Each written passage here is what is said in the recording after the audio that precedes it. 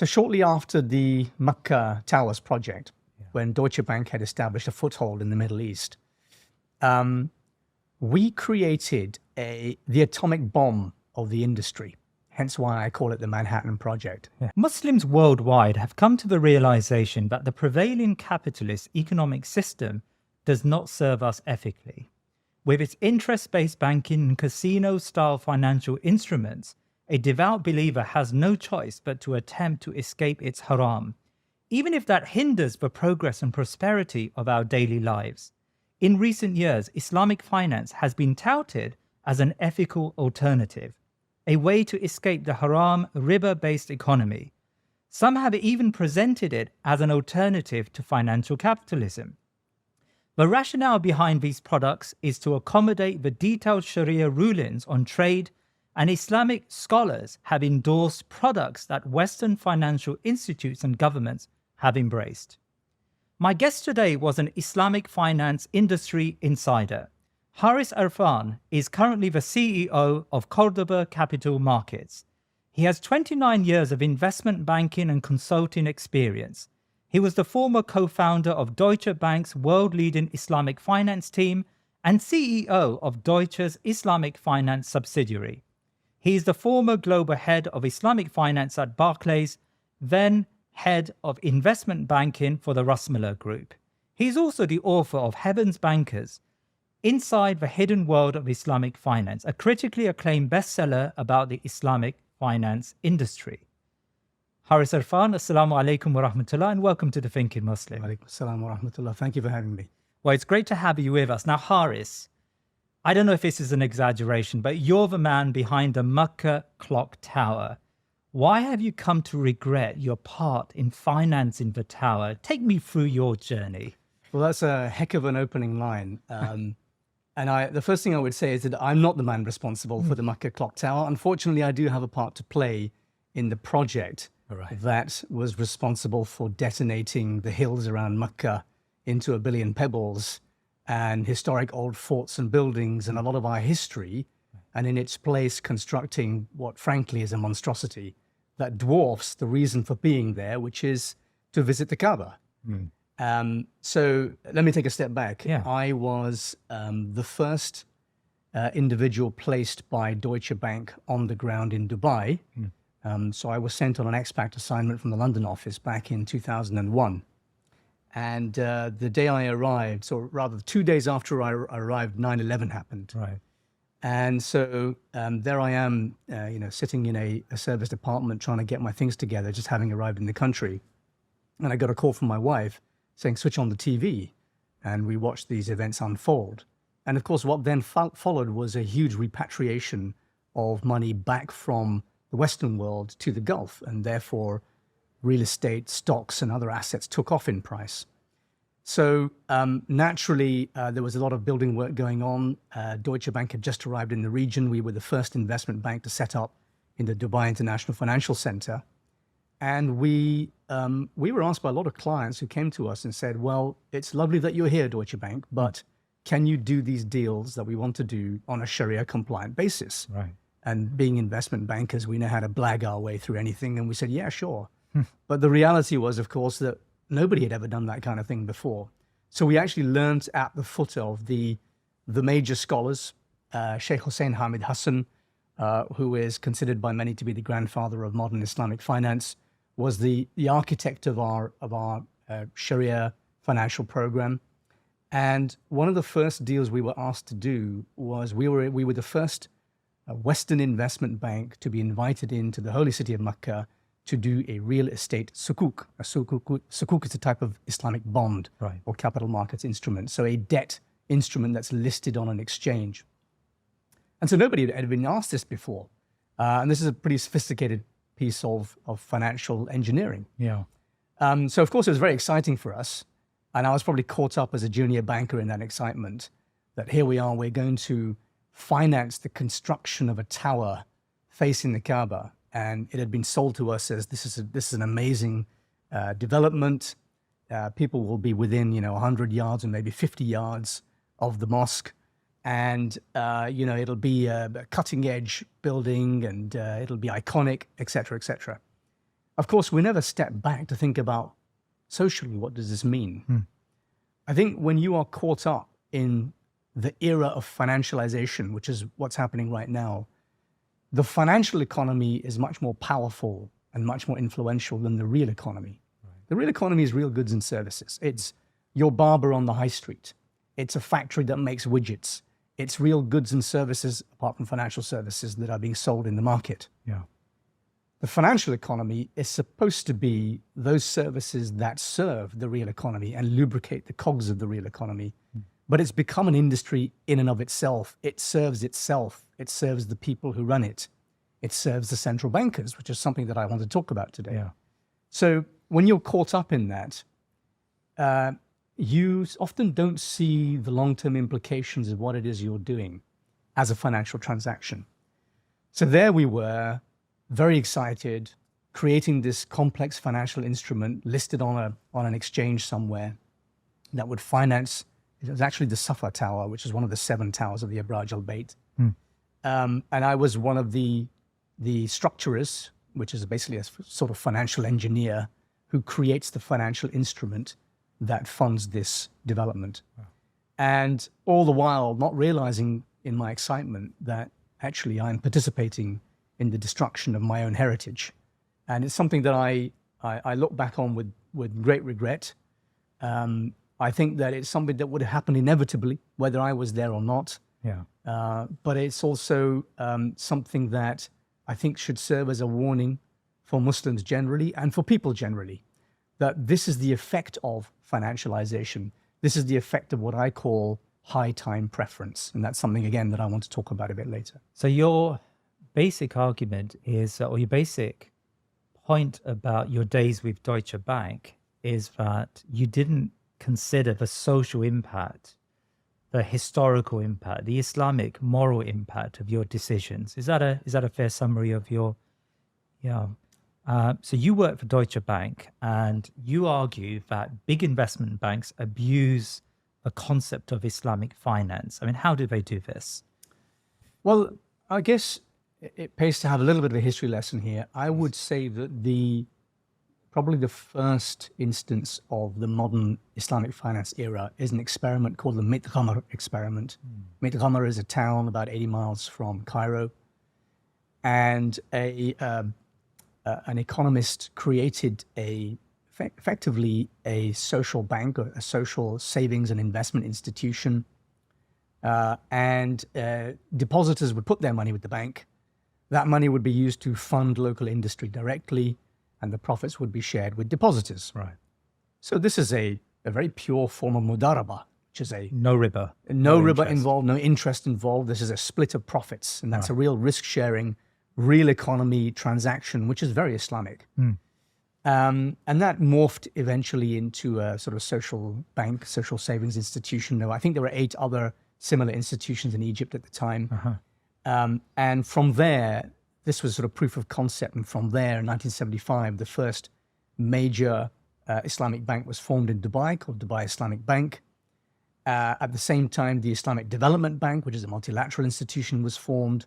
And now you see the development of commercial Islamic banking. And at that point, you need to be regulated as a bank by the relevant authorities. And if you are to be regulated as a bank, then you must be a fractional reserve institution. Right. What does that mean? Well, it means that for every pound or dollar you deposit in the bank, they have the right to lend out more than is deposited in the bank. And that's the fractional reserve.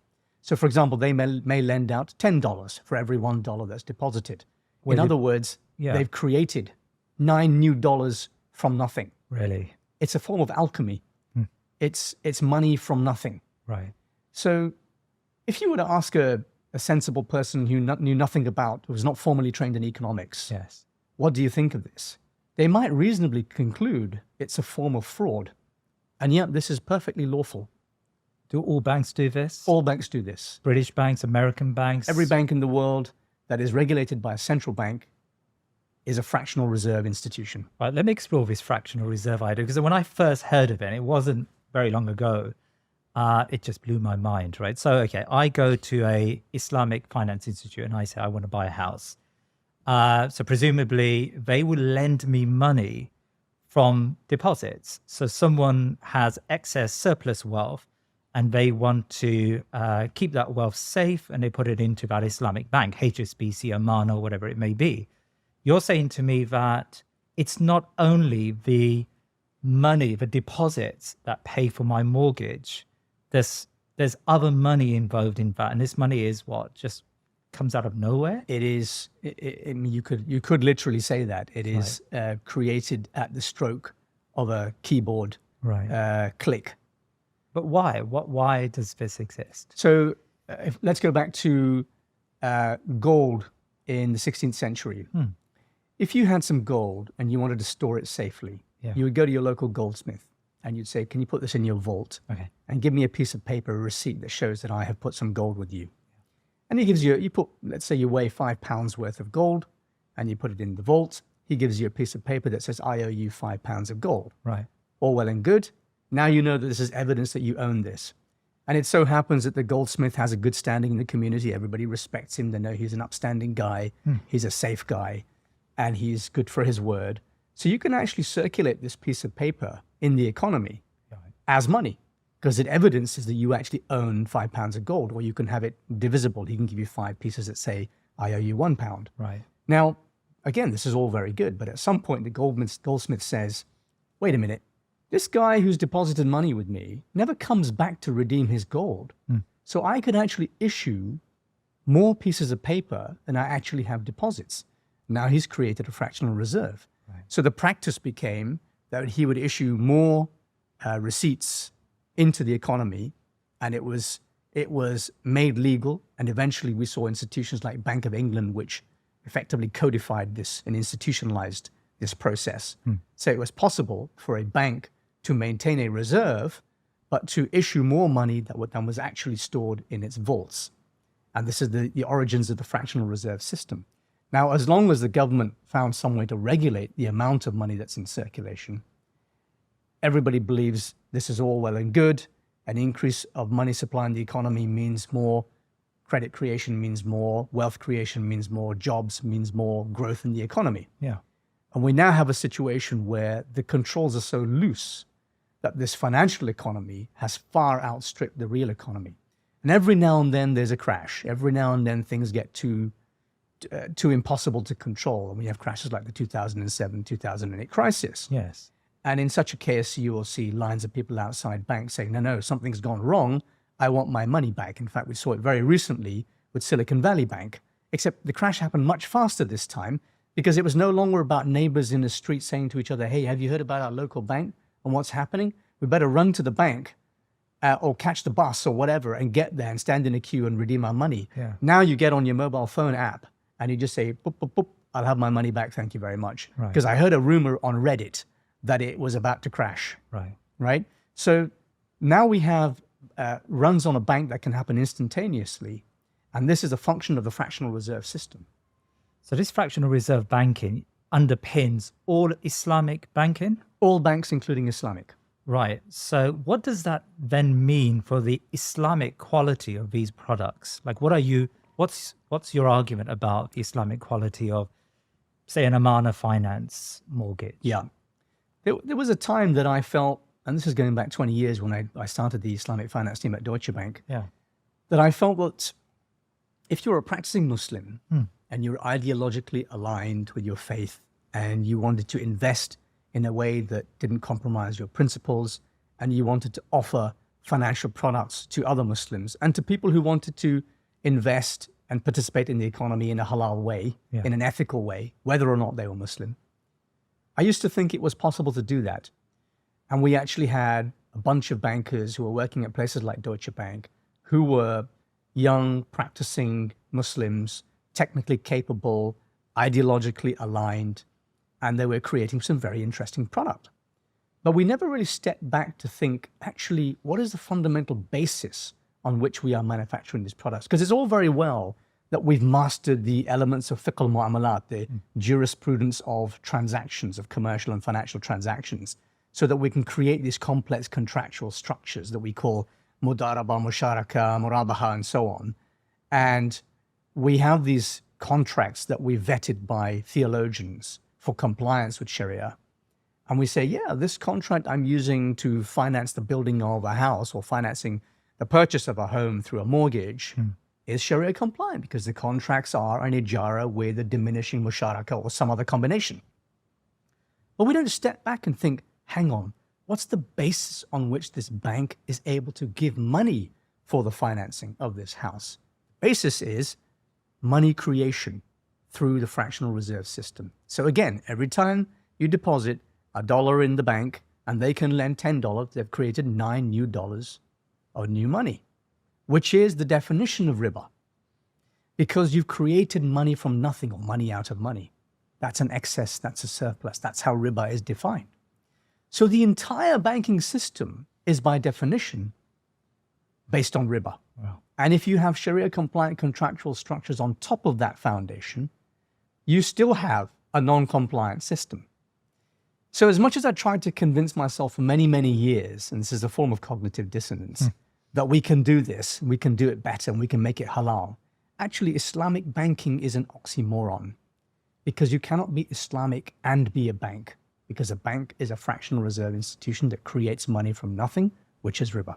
I mean, that's outstanding. I mean, so a person who today wants to purchase a house, a Muslim living in Britain who wants to purchase a house, are you saying that they should regard all Islamic banks, Islamic finance instruments, in the same way as a traditional high street bank, as a riba-based bank? And so these banks and these instruments are haram? Well, here again, I demonstrate some cognitive dissonance, and it's very difficult for me to say that that is the case. Yeah. First of all, is there a viable alternative? Today, I don't believe that there is. Secondly, are there many Muslims working in the Islamic finance industry who are trying to develop a more wholesome product? Yeah. Not just halal, but tayyib.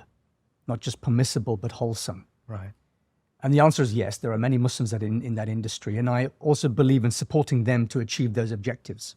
So these Muslims are creating the equivalent financial products without the fractional reserve under the hood. They're within the banks. Yeah. They still have fractional reserve under the hood. Okay. But there are many Muslims now who are creating new startup Islamic fintech firms, right, who are trying to create financial investment products and financial financing products, which are not just contractually to the letter of the law, but also within the spirit of the law, i.e. not based on a fractional reserve system. Right. But that's a very, very, very tiny minority. So I would say that we should, as Muslims, support the Islamic finance industry, but we should be very discerning about what we choose to support and choose to walk away from. Now, having said that, if I want to finance my house, I have very few alternatives. And even I have used an Islamic bank to get a mortgage because I felt that the alternative would be to go to a large high street bank who have no interest in or affinity with Muslims or the halal economy. So I would rather support those who do have an interest in that and are trying to move in the right direction. Unfortunately, again, it's cognitive dissonance. Unfortunately, I don't really feel, I feel like in Topol, when the main character says, on the other hand, in my mind, I'm constantly trying to reconcile my actions with the reality of what's actually happening. And I used to champion the Islamic finance industry, particularly the Islamic banking industry, for a long time, for many years, until very, very recently. But I now feel that it's so stagnant, it's so unwilling to change from the inside, and I've tried to change it from the inside, that I can no longer hand on heart say that I can continue to support the Islamic banking industry. And I would like the Islamic finance industry more widely to move towards its ideals of a risk-sharing, real economy-based services industry.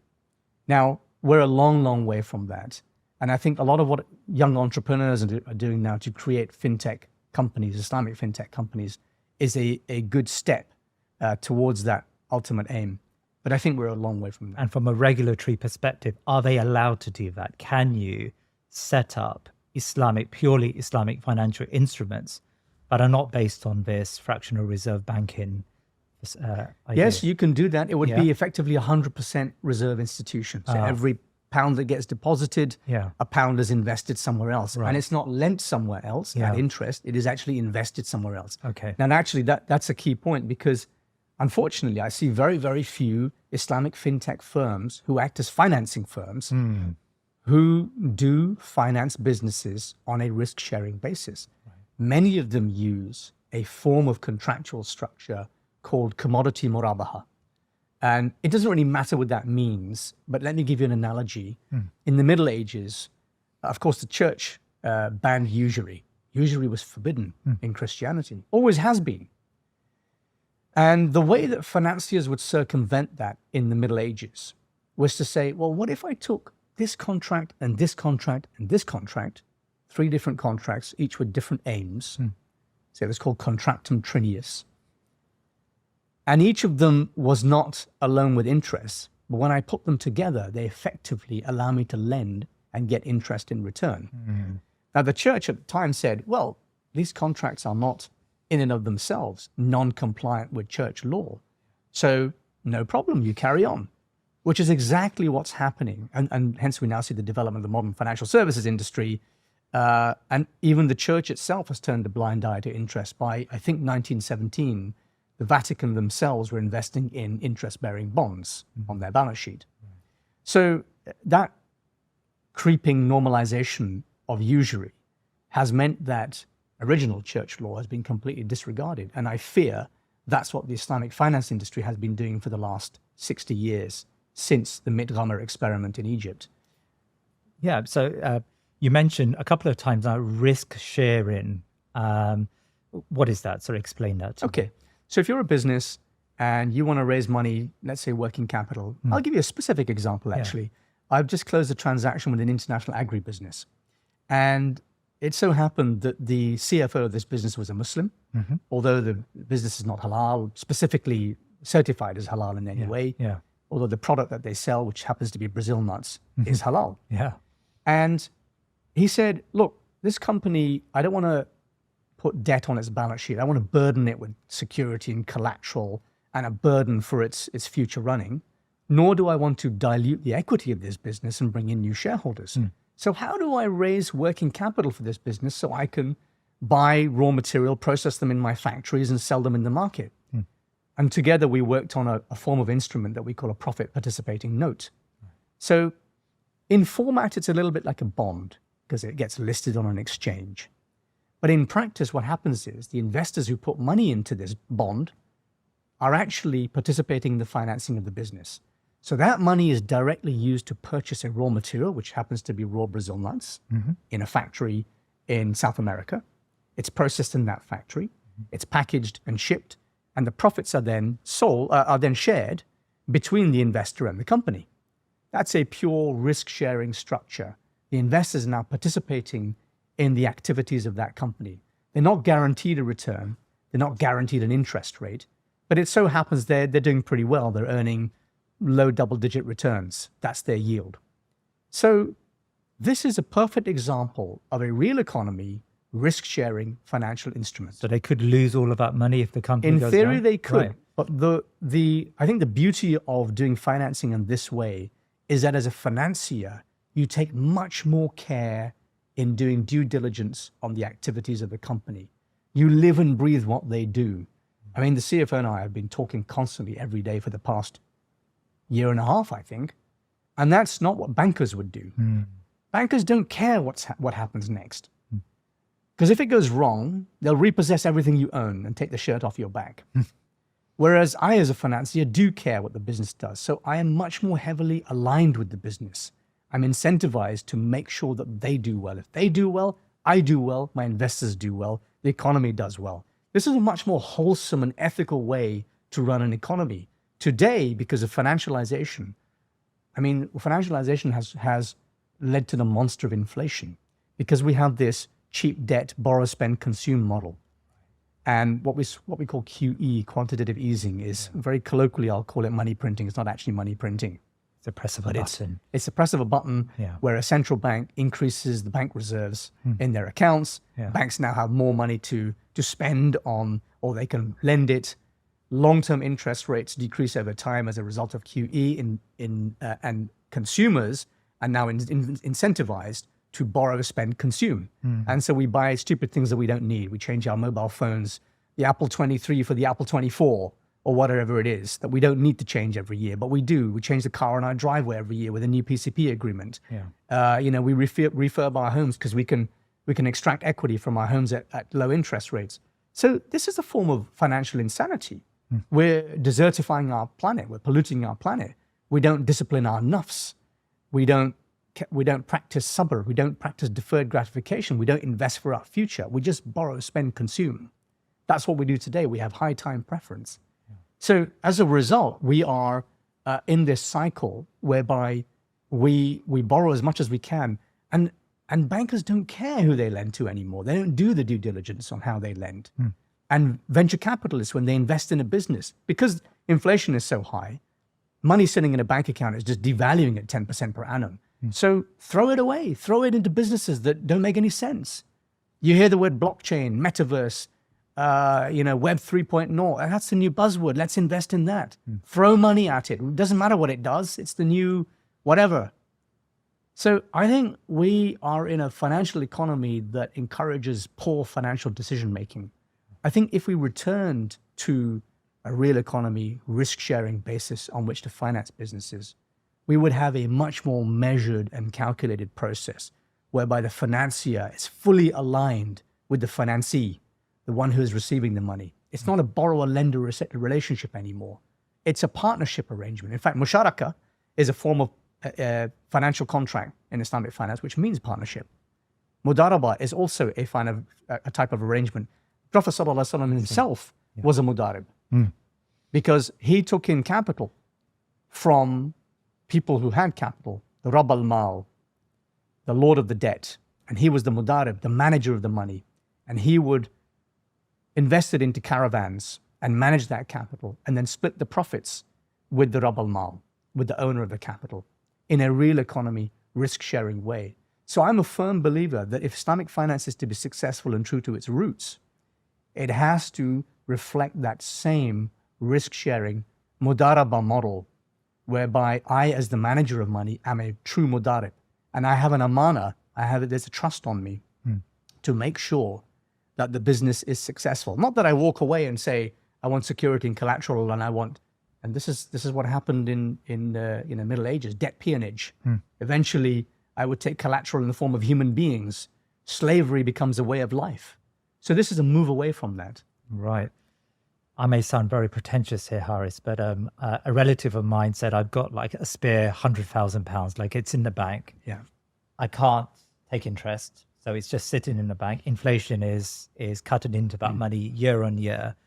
What do I do with the money? So they've come to me to ask me for some advice, and I haven't got a clue about Islamic finance or finance in general. I mean, so what would you advise I'm sure you have lots of people who come to you and suggest and ask for your advice. Like, what would they do? Yeah, it's a very difficult question to answer because we don't yet have trusted institutions who can manage money in such a way.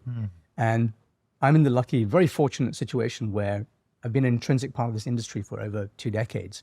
So I know where to go if I want to invest my pension, for example. Most people don't.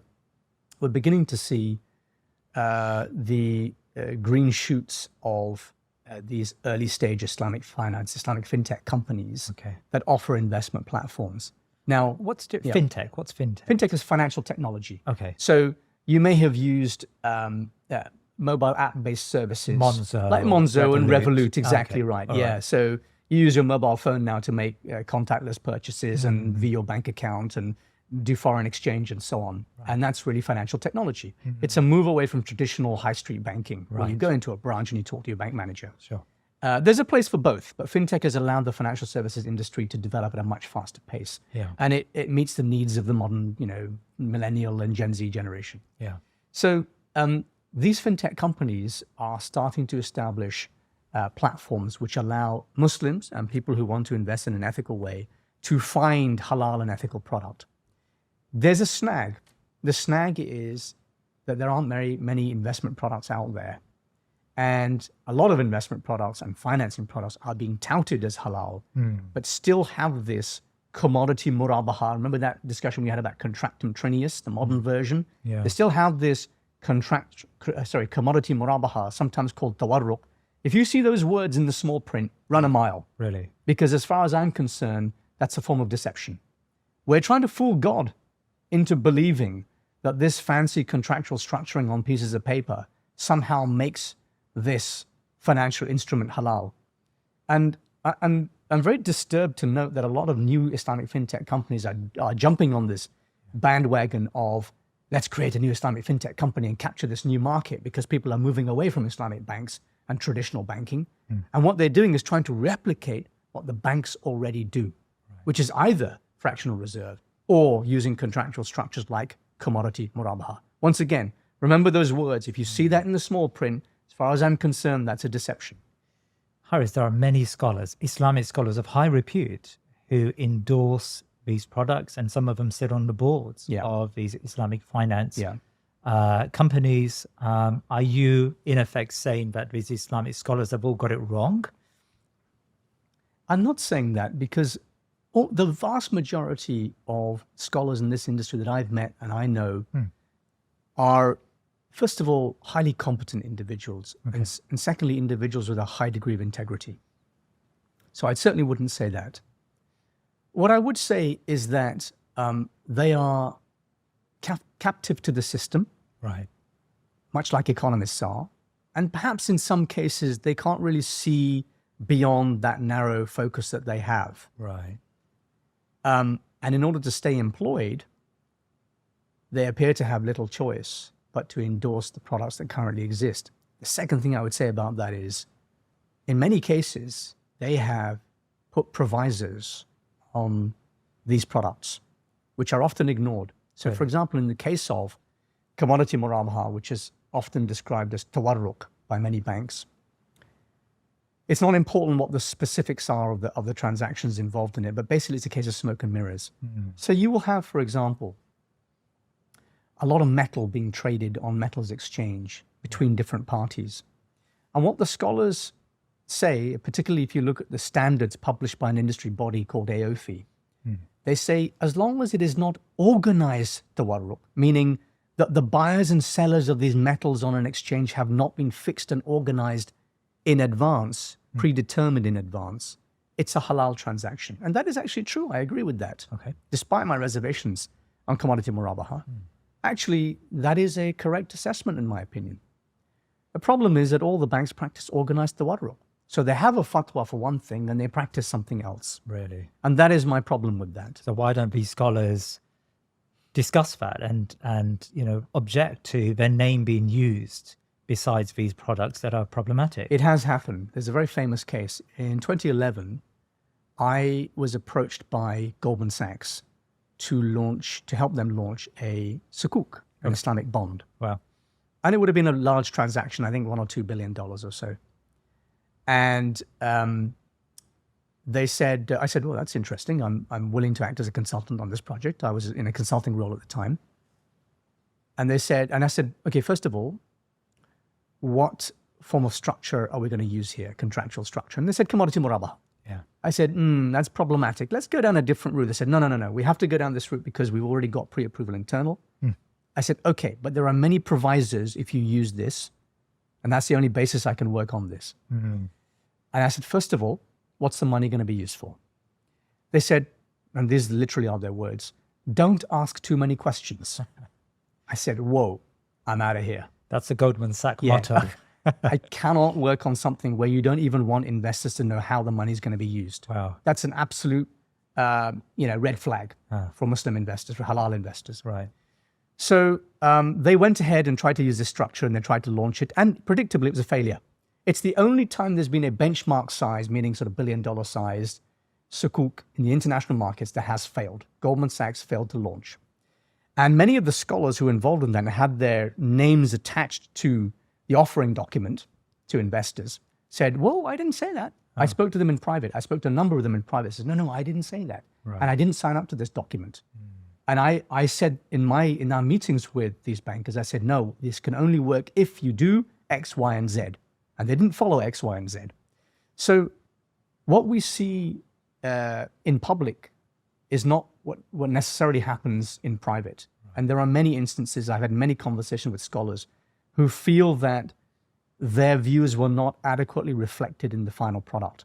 So when I used to work with Sheikh Hussein Hamid Hassan, he used to use the analogy of, I'm a doctor, he would say. And if the patient comes to me with an illness, if I don't have a full reading of his history and symptoms, I cannot give a solution. Right. You have to divulge all the information on this transaction to me before I can opine on it and work with you as the architect. And that's a principle that we followed with Sheikh Hussein. And it's why I believe we were successful at the time. Now, other things happened after that, which we can talk about later, which led to a spoiling of the market. But in general, I feel that it's important that when bankers and financiers work with scholars, that they work with them from day one, not at the 11th hour, and suddenly go out to them and say, hey, wave a magic wand over this transaction and call it Sharia compliant. That's not going to happen. Yeah. Or they don't have them intimately involved in every detail of the financial transaction. That's interesting. I mean, how much can we blame scholars? I mean, I've often come across very good scholars who understand the reality. As we know, one of the requirements of issuing a fatwa or making ijtihad is tahqiqul manat, understanding the reality. And I know some scholars who really go out of their way to understand the reality in great depth. But then there are other scholars who just don't appreciate the reality or rely on third parties to explain the reality to them. Because, of course, the quality of their Islamic verdict is going to be dependent on how well they understand, in your case, fractional reserve banking and what comes under the hood of these Islamic finance products. I mean, have you come across scholars who investigate on their own, who really try to inquire about the details of a product? Because often there is a blame on some scholars for not doing that. Yes, I have. First of all, most of the scholars that I've worked with would generally be considered to be, highly competent and understand the detailed mechanics of modern financial instruments. Right. They tend to have a view on certain things, such as the role of commodity murabaha, particularly in developing the financial services industry in the 1980s, when these modern financial instruments started to come through. And they said at the time, we will allow this structure to be used for an interim period so that you have a foothold, so that Islamic finance develops. Unfortunately, that just became the default for the next 40 years. Right. So that's a shame. Regarding scholars who really go to the nth degree, I mean, I have come across young, dynamic scholars who are engaged in business themselves today, who are at the forefront of some of the recent innovations in, for example, cryptocurrency and Bitcoin and so on. And whilst we've had some non-technical scholars, social media scholars, I call them, who have given fatwa on Bitcoin is haram because, and then a whole bunch of propaganda, which is frankly nonsense, which clearly shows they haven't understood either Bitcoin or modern financial system or the modern economic or monetary system. Right. In contrast, these young, dynamic, technically able scholars have dissected a complex subject like cryptocurrency and understood it to its nth degree and read the white papers and really participated in the industry and say, hang on, actually there are aspects of this that may be halal for this, and this reason. Yeah. And they talk through it very, very, productively and in a detailed way. So tell me about the doomsday fatwa. Yeah, so shortly after the Makkah Towers project, when Deutsche Bank had established a foothold in the Middle East, we created the atomic bomb of the industry. Hence why I call it the Manhattan Project. Yeah. And this was a particular technique that my team at Deutsche Bank created to replicate the financial return from any financial instrument whatsoever. So think of the most haram thing that you can think of. Right. Pork belly futures, right? We could replicate the return through what's called a total return swap of pork belly futures and give that as an apparently halal return to an Islamic investor through what's called an orphanized vehicle. Yeah. It's a way of distancing the investor from the underlying asset far, far away from them. Okay. In the middle, you've got this black box that swaps away the return of the haram instrument and gives them the return of something else that they legally own. So the black box contains a perfectly halal asset.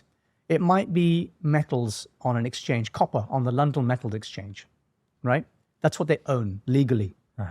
And yet the investment bank, Deutsche Bank, swaps away the return in this black box and gives them the return of something else, which is specified on a terms and conditions sheet. So we were able to create all kinds of exotic investment products, what we call structured investment products. And these are typically the kind of things that high net worth individuals with Swiss bank accounts would invest in. All kinds of very highly complex derivative instruments. Now, one of the reasons why we created this, remember going back 20 years, the Deutsche Bank team was young, dynamic Muslims, practicing Muslims who wanted to do the right thing.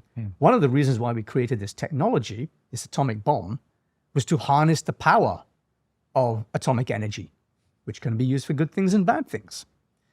And so we wanted to actually create a hedging platform. What do I mean by hedging? Well, if you're a business that manufactures a product and sells in different markets around the world, and all of your costs are in euros, but all your revenues are in dollars, you have an exchange rate risk, right? So you need to hedge that foreign exchange risk. You need to make sure that you are not hemorrhaging money when your currency plummets in value and your costs become much higher than your revenues. And that's a legitimate reason to hedge your business risks. So we created this platform in order to create a hedging instrument and a treasury management platform. So people can hedge against macroeconomic risks like commodity prices or foreign exchange rates. That's a good purpose. Unfortunately, the generic fatwa that we had issued off the back of this black box technology could be used to create all kinds of crazy products, because we could replicate the return of anything through a total return swap. So there we are, our sales guys are running amok like Rambos, firing guns everywhere throughout the Middle East, selling exotic interest rate derivative products and, not literally pork belly futures, but that kind of thing. And it all came to a head when there was a press conference given by my then boss, who sat alongside, I think it was some Goldman Sachs hedge fund type guy. And it was for, I think, a hedge fund managed by Goldman Sachs. And this black box was issuing a Sharia compliant structured note which replicated the return of that hedge fund. And my boss made a very interesting comment to the press at the time. He said, we, meaning Deutsche Bank, will create conservative products for conservative customers and aggressive products for aggressive customers, which is the worst thing you can say. Right. When all the Muslim world is watching this, saying, yeah, we can create alcohol that's kind of, not alcohol and kind of is alcohol, and we can make it halal. Guys, please, this is the wrong thing. That's what happens when you have Islamic finance that's run by non-Muslims. Wow. They don't understand. They never lived that experience. Never sat in they never walked in our shoes. Yes. And they don't realize that's the kind of comment that can get you into a lot of trouble. And that did cause a lot of trouble. And a scholar at the time, a guy called Sheikh Yusuf de Lorenzo, heavily criticized in public in an open letter to Sheikh Hussein Hamid Hassan, who was, as I say, the godfather of the modern Islamic finance industry and the architect of our product. And he said that you are making a huge mistake here. You have created the doomsday fatwa, which kind of ties in with the whole Manhattan Project image. Yeah. And this will wreak havoc in the Islamic finance industry. And he was right. I mean, all sorts of dubious products were created off the back of this technique. And Sheikh Hussein, quite rightly, initially there was quite a spat between the scholars, as you can imagine. But eventually, they dealt with it in a very scholarly way. And Sheikh Hussein made sure that subsequently any product that was issued off the back of this platform had to go through him. Even the marketing, even the wording of any adverts that were used to describe a product, he had to see it and he had to vet it. And from now on, it could only be used to reflect underlyings which were not repugnant to Sharia. Haris, when I listen to you, I think of where I live, there is a chicken and chip shop. It serves amazing chicken, but everyone knows it's a cash-only business. Everyone knows it's a cover for money laundering. They make their money through illicit work and they wash it out through selling chicken. And it's actually really good, I have to say. If you're ever in my neck of the woods, I'll take you there. but no one says it's halal. You know, the imams of the mosque condemn it. The business owner probably knows what he's doing is wrong. But it seems like in your universe, or at least the universe you used to live within, anything can just become halal. Is that an exaggeration? I am reminded of a comment that was made to me by the CEO of an Islamic fintech firm about a year ago. He said to me, and I'm only quoting his words, so nobody sue me, please.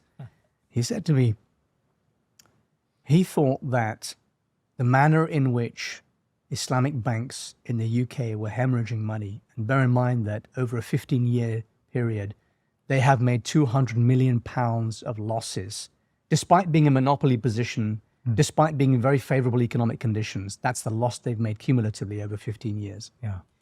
He said, it looks to me like a form of political money laundering.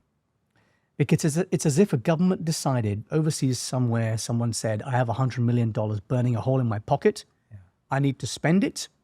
Buy me a bank in London, make it halal, make it Sharia compliant, get me whatever stamp I need.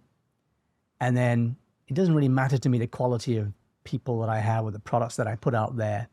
We'll make the right noises to the regulator.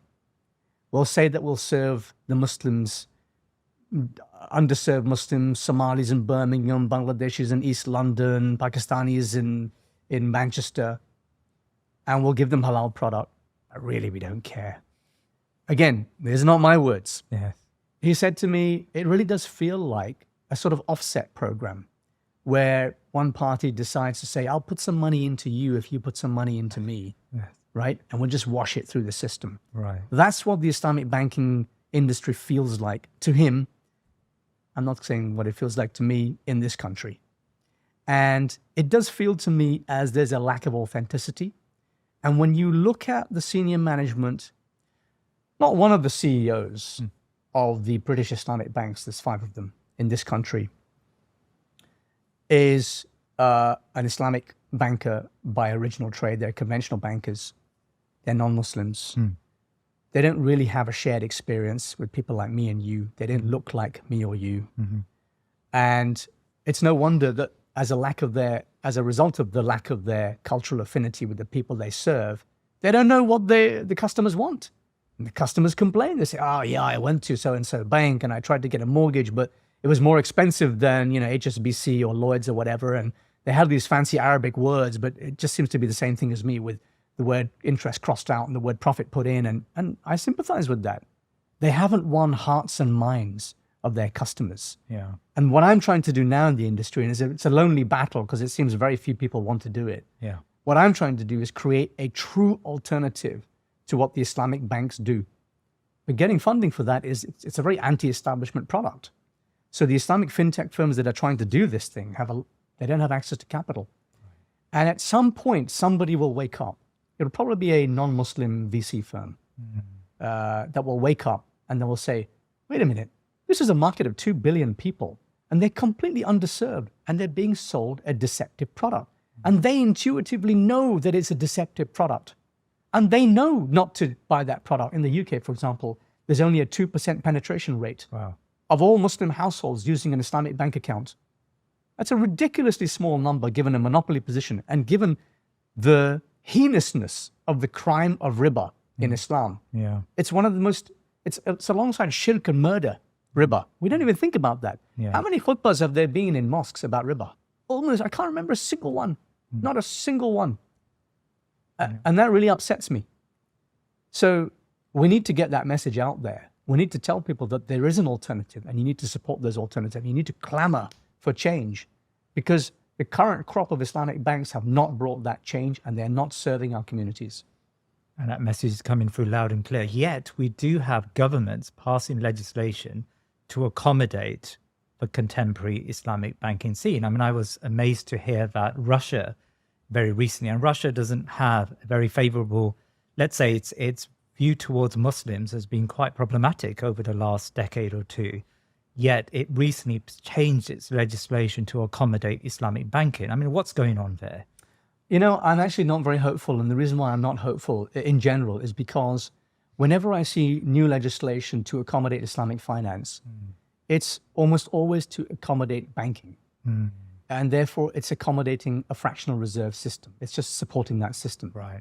So it's not a true, in my opinion, tayyib, wholesome alternative to interest-based fractional reserve banking. Right. And as long as we're kind of, I guess, tweaking the edges of the regulatory system, adding a couple of little laws here and there to accommodate Islamic products within banks, I don't think we're really going to move the needle. If we want to move that needle, actually we have to tear up the rule book and say, no, it's not real Islamic finance is about this. It's about the real economy, real jobs, real businesses. It's about finance being the servant to the real economy, which is the master. And at the moment, it's the other way around. So although, I work with regulators, I work with government bodies, and I'm appreciative of the efforts that they make, I don't think that they truly understand what it is Muslim customers want and need. And it will take some breakthrough product. I hope, inshallah, it's mine. I hope people make dua for it. I would really like it to be mine, but I'm happy if it's somebody else's. It will take somebody's breakthrough product to demonstrate that we can finance businesses in a totally halal and tayyib way and be commercially successful, inshallah.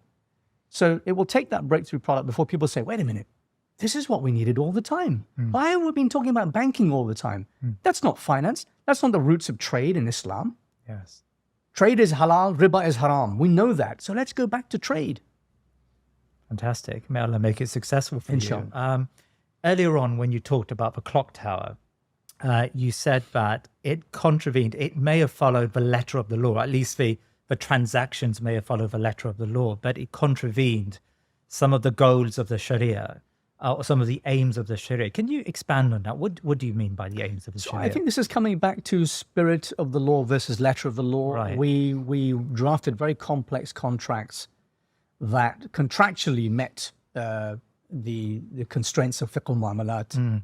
But actually, when we step back, we had not taken into account the social implications, the maqasid, the objectives of Sharia. Yeah. And the objectives of Sharia mean that we need to be more holistic in our thinking. Right. So whilst we may have ticked the boxes that this contract met certain criteria, we didn't think to ourselves, is this good for us? Is this good for Muslims? Is this good for humanity? Right. Is the fact that we destroyed all the hills around the city and pieces of our history, is that good for us? Yes. Is the fact that we chased short-term profits over long-term gains good for us? Is the fact that we demonstrated high time preference over deferred gratification, low time preference, good for us? Is the fact that we rewarded a small group of people who sit at the top with access to money preferentially when it's printed, good for us?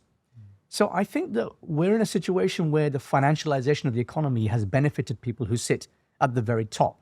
So for example, when a central bank decides to print more money, QE, quantitative easing, means that the more money in circulation means that the value of money has diluted. We've reduced our purchasing power. Right. So those who sit close to the money spigot, this tap, this faucet of money pouring out of a central bank, the financiers, the central bankers, the rich people at the top of the tree who get access to the cash before anybody else can get rich because they can buy assets and asset values go up. Stock, real estate, art, vintage cars. These all go up in value and they become richer as a result. But by the time that money has trickled down to the rest of us, people on, lower wages who are struggling to make ends meet, their wages haven't increased, but the cost of everything has increased. Now in this country, it's 9 or 10% per annum. So that's why we have a cost of living crisis. And we can pretend that it was the Ukraine war. We can pretend that it was Brexit. No, the real reason is money supply increase. That is always, always the reason for societal decline, which is a very bold statement to be making. But if you look back in history, any time that we have had a gold standard, a sound money, we have had periods of history that are characterized by peace, by stability, by moments of scientific and cultural breakthrough. So we look at the Islamic dinar, the golden age of Islam for 700 years. Yeah. We look at the height of Rome, Byzantium, we look at the second half of the 19th century. These are periods when the world experienced a gold standard and trade was borderless and fluid, minimal tariffs. We had time for humankind to advance scientifically and creatively and culturally. We advanced humanity when we were on a gold standard. In contrast, ever since Roosevelt expropriated citizens' gold reserves from 1933 onwards, and Nixon removed the gold peg in 1971, we have had a massive decline, a massive increase, rather, in inequality between rich and poor. We have an unequal society. We've also, not coincidentally, but directly as a result, had the most environmentally polluting and bloodiest century in history. We've mechanized warfare. We have allowed governments to finance a state of perpetual infinite war because no longer can they exhaust their own coffers, their own treasury to finance war. Yes. They can now exhaust the wealth of you and me and everybody in a country by inflating, by printing money. And that's why Nixon depegged from gold in 1971 to finance the Vietnam War. And now we have been in a state of perpetual war since then. So having an unsound fiat money, fiat money is money that is decreed to be so by a government, so that's dollars, pounds, euro, yen, etc. An unsound money is one that can be printed at will, that is pro-inflation, that is pro-riba, that is pro-war, that is pro-environmental pollution, that is all of those things that increase GDP, this one blunt measure, gross domestic product, that we think measures human progress. We say GDP has gone up and everybody says, yay, GDP has gone up. We've done a great job, guys. But GDP does not measure human happiness, literacy rates, suicide rates, divorce rates. It measures the exchange value of goods and services, not the experiential value of human life, of animal life, of plant life, of this planet's life. So fiat money has directly contributed to climate change, for example, is my belief. And I mean, I think there are strong arguments in favor of a return to what I call a sound money. I think gold is impractical, and I have come to believe that Bitcoin is the most Sharia-compliant form of money ever invented in the history of humanity. And that is what I advocate now. We had a discussion about Bitcoin on a previous show with you, but it seems to me that your criticism is actually a criticism of capitalism. It's a criticism of where capitalism has led us, and the stage of capitalism we're at is creating this boom and bust economy, an economy of inequality, an economy which loses sight of some of the sublime objectives human societies should be seeking. So it's a very wholesale criticism. And I suppose the counter argument, or at least I'm going to see it in my comment section, will be from some Muslims who say, well, wait a minute, are you not, Haris, do you not have a problem with trade and a problem with profit, a problem with wealth creation? Are you just endorsing a Islamically tinged socialist type of economy, which puts the brakes on the type of wealth creation that capitalism has undoubtedly created in the last century? I am not. I strongly believe in free markets. I strongly believe in wealth creation, right, if done in a way that accords with the law of Allah. And in fact, there is a very famous hadith about price fixing. So prices of commodities were shooting up, and the people approached Prophet Sallallahu Alaihi Wasallam, and they asked him to fix prices. And he says, I will not do it, because it is Allah who is responsible for prices. Right. And he did not want to be responsible for performing an injustice on the people, for which he would have to answer on the Day of Judgment. Every experiment that we have seen, and in extreme forms, it's taken the form of communism, for example, where we attempt to fix financial or commodity markets, or fix prices, or fix the economy, or centrally plan the economy, has resulted in disaster, in mass starvation even. Clearly, that is not the system that Allah intends us to use. Similarly, the modern form of capitalism is not capitalism as I define it. It's capitalism on steroids. It's turbocharged. It's intended to benefit a very, very few people at the very top. capitalism is a good thing. Capitalism is a fair distribution of wealth creation across all levels of society. Everyone can have a basic, decent standard of living and a closure of the inequality gap. I believe capitalism is something that Allah actually wants us to do. He wants us to create wealth in a good way and use it in a good way. And there are checks and balances there. We have to protect the weak and vulnerable. There are hadith about not meeting the traders, the caravans outside the city limits, so that you're not able to take advantage of prices in bulk before the commodities reach the marketplace. This is a form of protecting the consumer. There is a famous example of Imam Abu Hanifa, who he owned a textile shop in Kufa. He was a textile trader, and a woman came to him with a piece of cloth. I think it was silk, and she said to him, "I would like to sell you this cloth. How much will you give me for it?" He says, "How much do you want?" She said, 100, was it dirhams? I think it was dirhams. He says, "No, it's worth much more than that," which is an amazing thing to say. I mean, why would you as a trader say, "No, I'm going to pay you more"? He said, "No." So he didn't want to deceive the woman. He had superior knowledge. He had the advantage of being an expert in that field. And the woman was vulnerable because she was not. Right. He could not take advantage of that. And she said, "Okay, 200. He said, "No."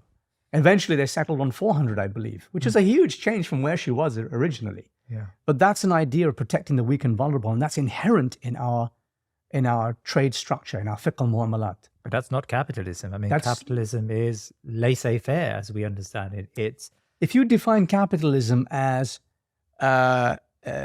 profit for the benefit only of shareholders, the pursuit of profit only for a small group of people who are the holders of the capital, the shareholders, then that's what modern capitalism is. But capitalism, according to Islam, is not that. It is the free pursuit of profit in any field that is halal, without fixing prices, within certain boundaries, such as lack of exploitation of people who do not have knowledge, or who are vulnerable, or who are weak. So within the Islamic capitalist system, we have institutions like endowments, awqaf. We have institution of zakat, the wealth tax. We have other institutions that allow us to ensure that everybody is protected at every level of society. And I firmly believe that if we had implemented those rules, that we would not have the level of inequality that we have in society today. I mean, I agree with everything you've just said there in terms of the dynamics of an Islamic economy and how it functions. But I suppose I feel somewhat reluctant to label that an Islamic capitalist system, because for me, capitalism is fundamentally without restraints. It's without state control. It's without state intervention. Of course, you know, if you're going to regulate the caravans, what is good about state intervention, though? Well, you're right in saying that there are some aspects of state intervention, the socialist ways of, you know, of commanding production and supply is highly problematic from an Islamic perspective. I completely agree with that. But just a simple hadith you mentioned about how do we prevent some traders accessing the caravan before it enters Medina? You know, there's going to have to be some form of state regulation. Sure, zakat, yes, agreed. Zakat over the last, you know, before the demise of the Ottoman Caliphate, or after demise Ottoman Caliphate, where we didn't have a centralized government, an Islamic government. Before then, we used to have the regulation of zakat. Zakat was in effect a tax. It's not a tax, but it's a tax being paid to a tax collector, and the central government would dispose of those funds to the categories mentioned in Quran, right? And because they've got the bird's eye view and they can allocate those really important charitable resources to the right people. So in Islam, there's a strong element, not a socialist element for sure, but a strong governmental component within the economy. Now we can debate, and I'm sure scholars debate, how much should the government intervene, you know, in the case of price fixing? Very little. Yeah. But, you know, there is a necessary role for government. Whereas my understanding of capitalism, and to be honest, I'm not an economist, but my understanding of capitalism is that it is very much about leaving any form of government interaction in the economy. Isn't there a... Yeah, I think that's a modern interpretation of capitalism. Yeah. I think a classical interpretation would be very different. You're quite right that a trusted authority of some kind is required to ensure that laws are followed and there are checks and balances and the weak and vulnerable are protected. Of course, 100% agree with that. Judges and yes, exactly. On the other hand, there are certain things I believe that should be separated from state. And money is one of those things. I firmly believe that money itself, this medium of exchange, this unit of account, this store of value, should not be regulated by a government. It's too important for a small group of people who don't have infinite knowledge of things to be able to regulate. And we have consistently seen central banks and governments make a pig's ear of regulating money. Monetary authorities have consistently messed this up. We've seen it throughout history, particularly in the last 100 years. The moment you allow a government to, for example, Emperor Nero clipped a gram off I think it was an 8-gram coin of gold at the time. And you can probably chart the decline of the Roman Empire from that point. Because at some point you end up in a spiral of lawlessness and riots in the streets and people not being able to afford bread. And that is what happens to all empires ultimately when they start to devalue their currency because they knew or they thought they could get away with financing whatever white elephant or war that it is that they wanted to finance. So I firmly believe that money should be separated from the state. And that's why I believe in a decentralized form of money, as gold was once when we had a gold standard, but it is really no longer, it's too impractical, which is why, again, I come back to the idea of a sound, hard money like Bitcoin. And I think we need to explore Bitcoin, probably in another show, but I think it's a really interesting subject to explore further. Can I ask you about interest and riba? Now, we know that interest is haram in Islam, but we also know that there's not a single Islamic country that can escape the riba trap. I mean, let's consider Erdogan in Turkey. For many years, he was promising to lower interest rates. I think interest rates, are much higher than they were in the West, 17%, I think it was. But anyway, he lowered it down to something like 11 or 12%. And the Turkish economy went south and he's had to return back to orthodox policies. And he's hired this chief, the governor of his central bank, who's now returned the economy back to the sort of Keynesian model of raising interest rates to deal with inflation. So even someone like Erdogan, who, relatively speaking, is the most, in inverted commas, Islamic of the leaders, or at least has some level of Islamic thinking about these sorts of matters, has not been able to escape the riba trap.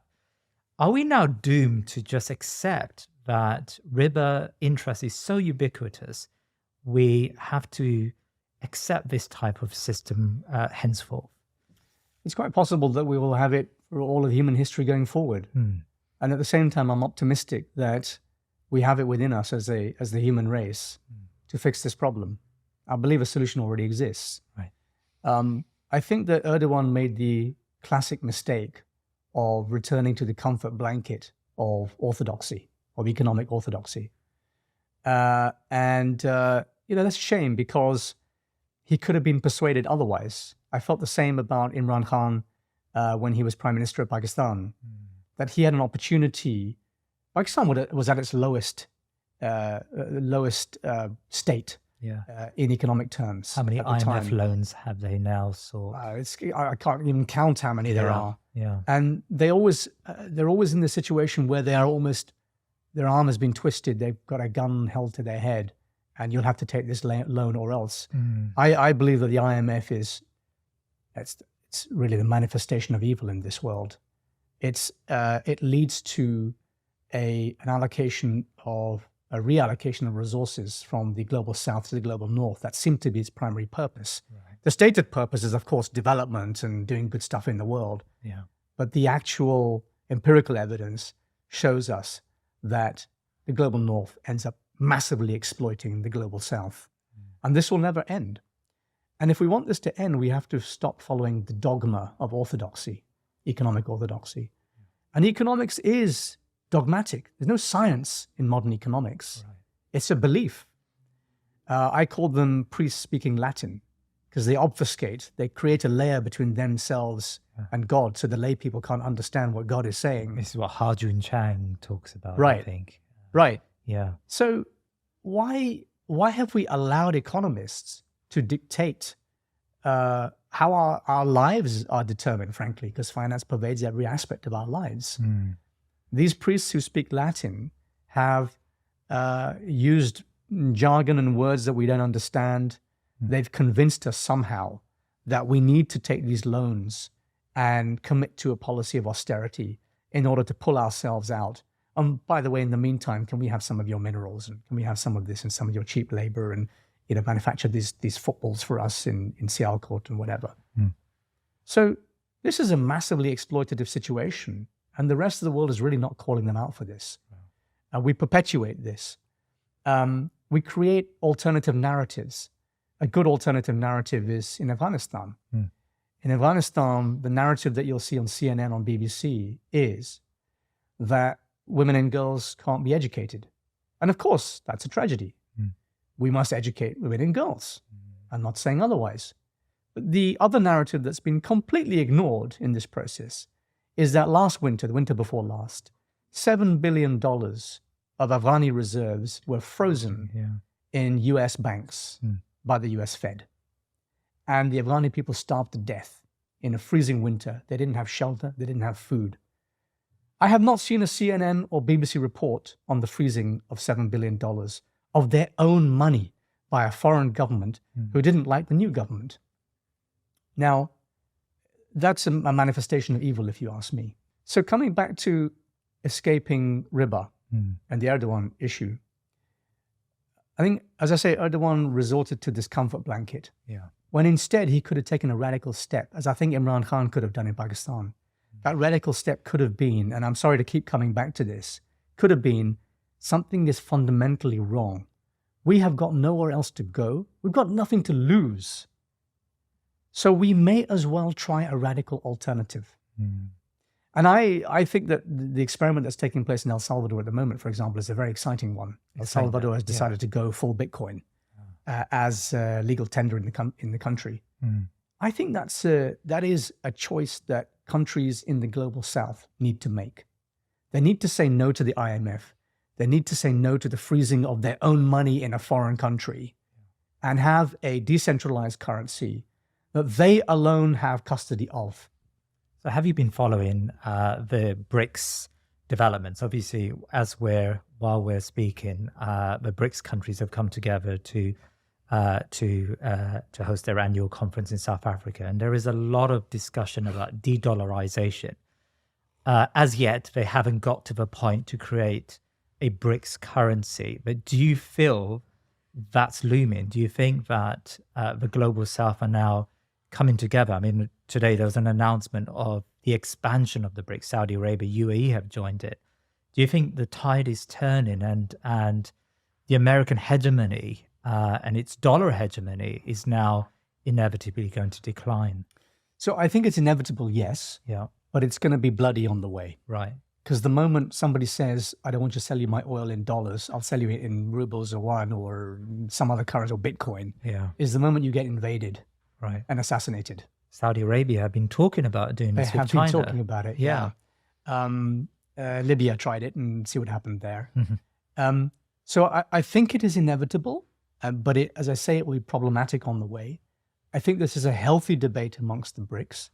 I'm slightly concerned that they will end up concluding something that is a variant of orthodoxy. Right. So they may end up concluding, let's have a sort of Eurozone equivalent or a euro. And I think that would be a mistake because that's just a repeat of fiat currency.